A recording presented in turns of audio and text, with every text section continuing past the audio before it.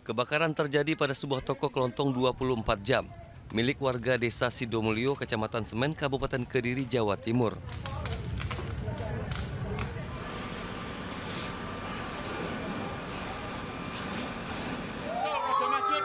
Petugas damkar tiba di lokasi langsung berusaha memadamkan api.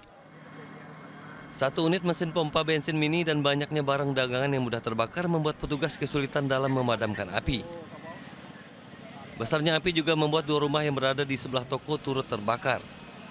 Kebakaran diduga berasal dari mesin pompa bensin mini yang mengalami korsleting hingga terbakar dan merembet ke barang dagangan lainnya. Kendati tidak ada korban jiwa dan peristiwa ini, namun kerugian ditaksir mencapai 50 hingga 75 juta rupiah. Dari Kediri, Jawa Timur, Afnan Subagio, iNews melaporkan. Pemirsa, seorang pria ditemukan tewas dengan luka senjata tajam di Sampang, Jawa Timur. Korban diduga menjadi korban penganiayaan sadis yang didasari motif cemburu.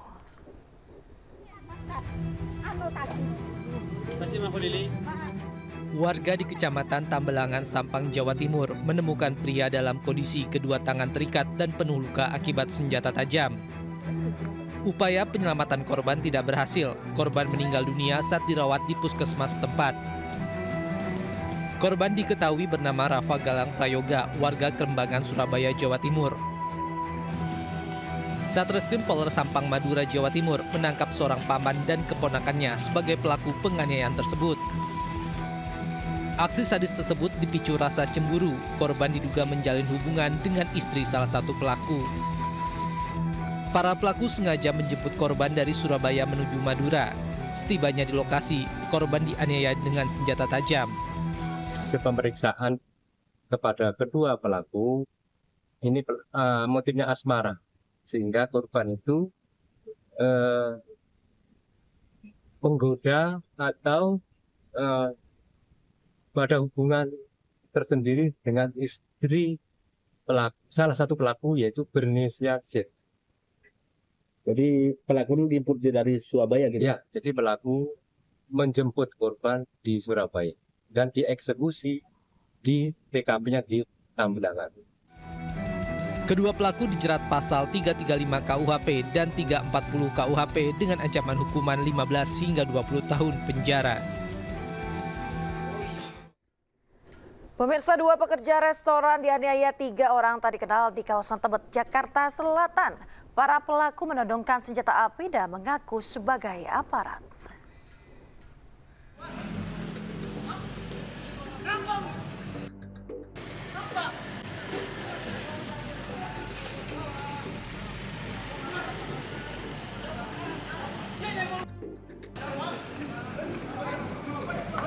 Dari rekaman video amatir, 2 orang pria dianiaya oleh 3 orang di Jalan Tebet Barat 9, Jakarta.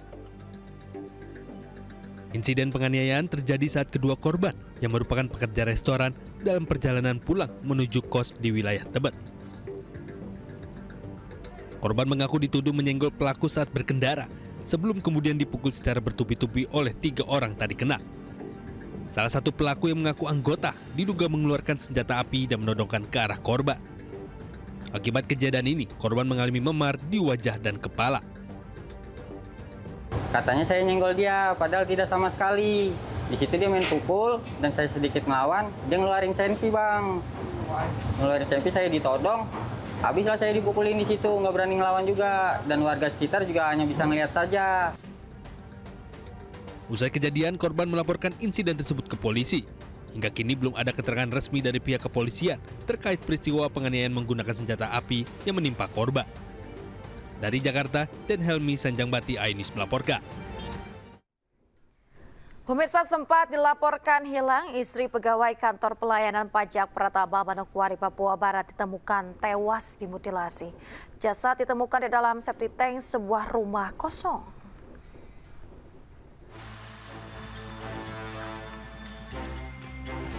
AGT, istri seorang pegawai kantor pelayanan pajak Pratama, Manokwari, ditemukan tewas mengenaskan.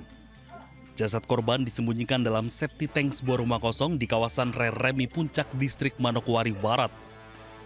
Penemuan setelah tim gabungan Polda Papua Barat dan Polresta Manokwari melakukan pencarian intensif sejak Senin malam. Laporan hilangnya korban pertama kali disampaikan oleh suaminya setelah ditemukan jejak darah di rumah kontrakan mereka. Polisi mengamankan terduga pelaku berinisial YH yang pernah bekerja sebagai tukang di rumah korban. Ya, sementara ini memang pelaku adalah orang yang pernah bekerja di tempat korban. Kemudian bekerja di tempat sekarang ini, dan mungkin ini memang kita dalami. Jenazah korban telah dievakuasi ke RSUD Manokwari untuk diautopsi. Pihak kepolisian masih melakukan pendalaman terhadap penyebab dan motif utama dari kasus pembunuhan ini. Dari Manokwari, Papua Barat, Chandri Suripati, iNews melaporkan.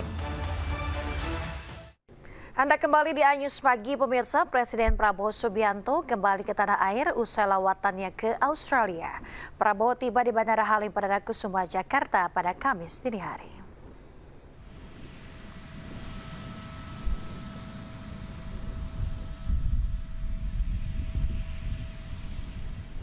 Pemirsa, kedatangan Prabowo kembali ke tanah air disambut Wakil Ketua DPR Sufmi Dasko Ahmad, kemudian Mensesnek Prasetyo Hadi dan juga Kepala Badan Komunikasi Pemerintah Angga Raka Prabowo.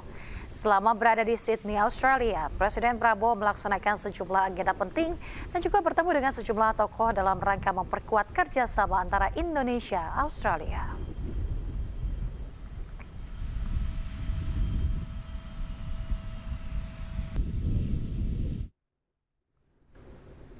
Pemirsa, sebelumnya Presiden Prabowo Subianto bertemu dengan Perdana Menteri Australia Anthony Albanese di Kirribilli House, Sydney. Pertemuan empat mata itu membahas sejumlah hal termasuk penguatan kerjasama di beberapa sektor.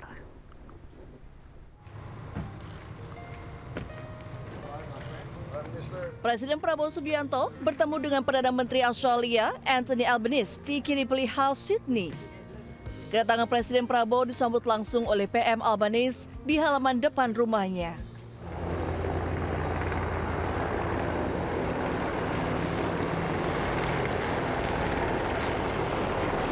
Sebelum pertemuan empat mata dilakukan, Presiden Prabowo diajak berkeliling rumah PM Albanese. Presiden Prabowo dan PM Albanese berhenti di satu titik yang menghadap laut. Di sana, terlihat dua helikopter Black Hawk milik militer Australia melintas. Presiden Prabowo melambaikan tangan ke arah dua helikopter Black Hawk yang melintas tersebut. Pertemuan empat mata yang digelar tertutup ini membahas sejumlah hal termasuk kerjasama di sejumlah sektor, diantaranya sektor ekonomi, pembangunan, hubungan antar masyarakat, pertahanan keamanan, dan kemaritiman. Selain memperkuat fondasi kemitraan yang telah terjadi selama lebih dari 2 dekade, kedua pimpinan juga menaruh perhatian pada stabilitas kawasan Indo-Pasifik serta penguatan kapasitas industri strategis di tingkat bilateral. Tim Liputan iNews melaporkan. Pemirsa, Presiden Republik Indonesia Prabowo Subianto juga mengunjungi kapal HMAS Canberra di Garden Island Naval Base, Australia. Kunjungan ini menjadi simbol penguatan pertahanan Indonesia-Australia.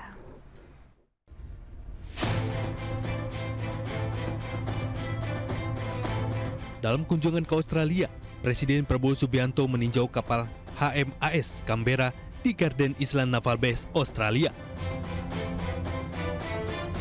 Setibanya di Garden Island Naval Base, Presiden Prabowo Subianto disambut Menteri Pertahanan Australia Anthony Albanese. Suasana penyambutan berlangsung penuh keakraban, mencerminkan hubungan baik kedua negara di bidang pertahanan dan keamanan maritim. We, I think, concluded an important agreement, an important